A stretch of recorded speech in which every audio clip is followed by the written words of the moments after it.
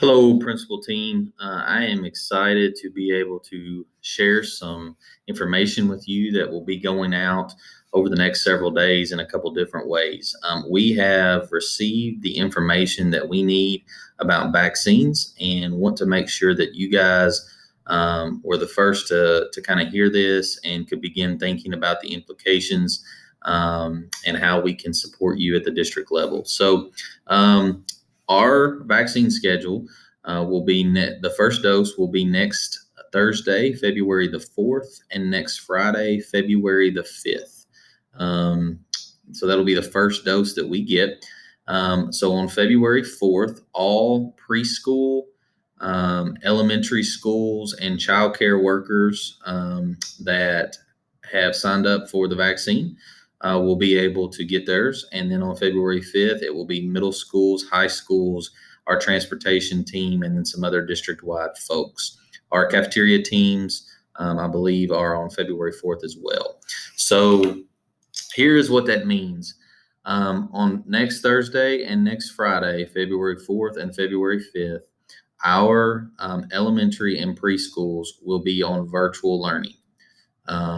There will not be childcare. We want to take those days to make sure everyone gets vaccinated. And then if we have some residual effects of that, we'll give people time on the weekend to make sure that everyone's good to come back on that Monday. So once again, preschool and elementary schools will be virtual February 4th, February 5th, next Thursday and Friday. And there will be no childcare, staff childcare, or paid childcare.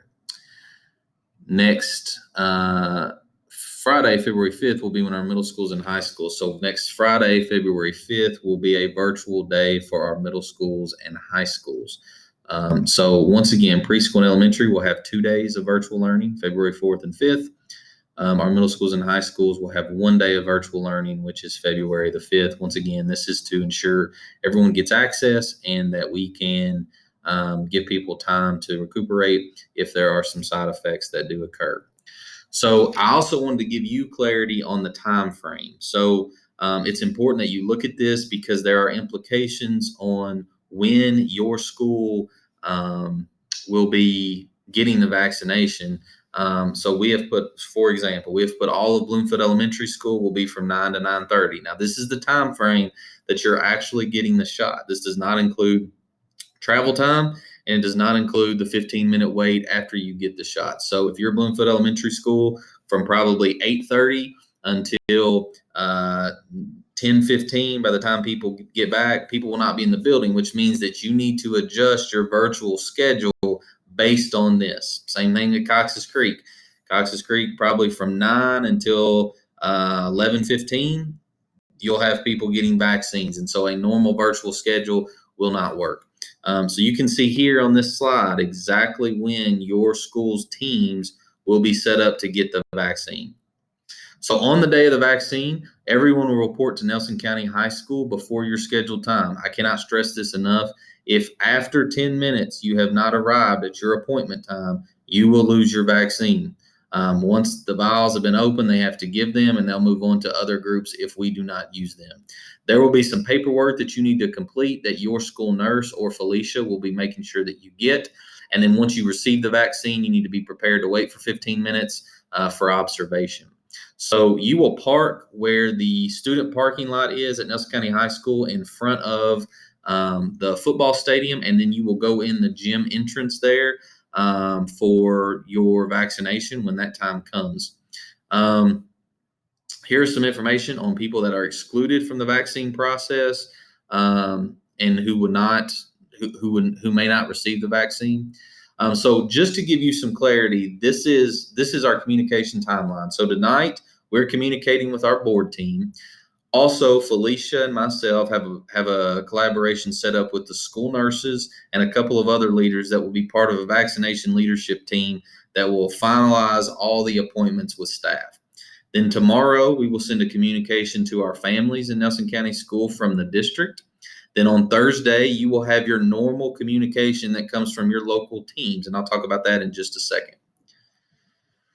So once again, this is the calendar. So what's going to happen is Brooke is going to work with you all and your school energizers over the next day or two to do two things. The first one is to get a calendar that looks correct for your school, but then also support you on anything you need to modify or change about your virtual schedule next week.